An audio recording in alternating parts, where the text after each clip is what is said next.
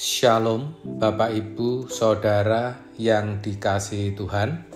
Seri pengajaran hari ini berjudul Introspeksi Diri.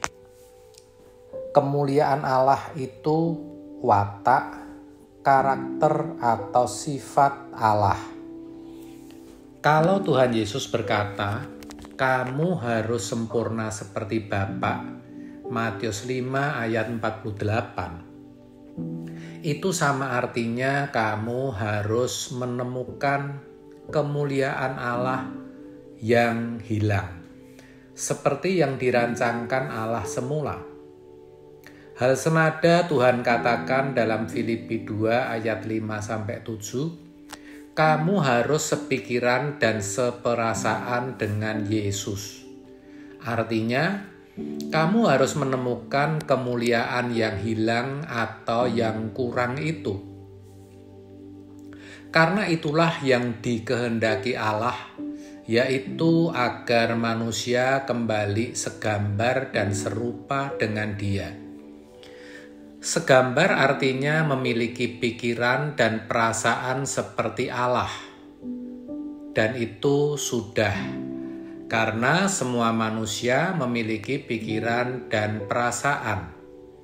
Tetapi manusia juga harus memiliki keserupaan, yaitu pikiran dan perasaan yang bisa selalu selaras dengan pikiran dan perasaan Allah, sehingga seluruh kehendaknya selalu sesuai dengan kehendak Allah. Jadi, kemuliaan Allah pada dasarnya adalah keberadaan diri untuk bisa selalu sepikiran dan seperasaan dengan Allah, sehingga bisa membuahkan atau memproduksi kehendak yang selalu sesuai dengan pikiran dan perasaan Allah.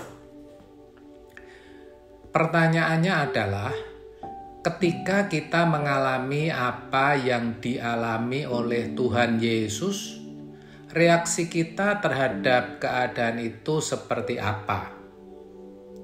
Jujur, kita sering bereaksi salah. Buktinya, sekalipun usia sudah cukup tua, masih sukar mengalah. Sebab karakter mengalah tidak pernah terbentuk karena terbiasa bereaksi melawan. Tapi, kalau kita belajar mengalah dan diam, maka ketika dapat lagi persoalan yang serupa, kita bisa tetap mengalah dan diam. Maka, karakter Kristus akan permanen menjadi karakter kita. Sampai kita tidak bisa menjahati dan menyakiti orang lagi. Maka firman Tuhan berkata, Allah bekerja dalam segala sesuatu.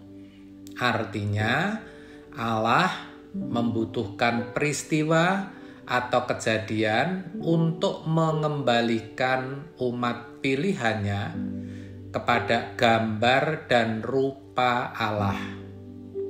Ingat, tidak semua orang menjadi umat pilihan Allah. Ini hak prerogatif Allah. Maka, kita tidak boleh membandingkan diri dengan orang lain, sesama orang Kristen, apalagi dengan orang yang bukan umat pilihan. Karena tidak semua orang mengasihi Allah.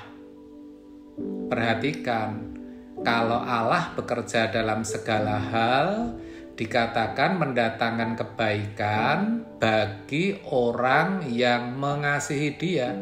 Roma 8 ayat 28. Bagi mereka yang tidak mengasihi Tuhan, maka reaksinya terhadap peristiwa-peristiwa yang Tuhan izinkan terjadi dalam hidupnya pasti reaksi yang salah.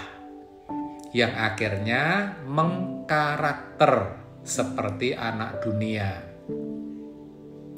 Kita pun kalau tidak memberi diri diubah, tidak rendah hati, maka makin tua juga makin munafik. Walaupun kita bisa tidak kelihatan seperti orang bejat atau melakukan hal-hal yang melanggar moral secara umum. Tetapi kita tidak pernah terbentuk menjadi manusia yang mulia. Itulah sebabnya kita harus mengintrospeksi diri dengan setulus-tulusnya dan sejujur-jujurnya. Kalau dulu kita tidak berbuat salah, kita merasa nyaman saja. Sekarang tidak boleh kita merasa puas kalau kita tidak melakukan perbuatan-perbuatan salah. Kita harus melihat kemungkinan atau potensi dosa yang belum hilang. Belum hilang karena belum ada rangsang, belum ada satu aksi, di mana belum ada reaksi dari pihak kita. Dari situ kita harus mengintrospeksi diri dengan jujur untuk mengetahuinya. Tuhan tentu mengizinkan kejadian-kejadian yang terjadi. Kita harus berani seakan-akan kita memberi nilai terhadap diri kita sendiri, semacam rapor. Roh Kudus akan menolong dan menuntun kita senantiasa. Karena seiring dengan perjalanan waktu kita mengenal kebenaran, kita akan diajar Tuhan untuk melihat satu profil atau potret dari wajah Tuhan Yesus yang harus kita capai.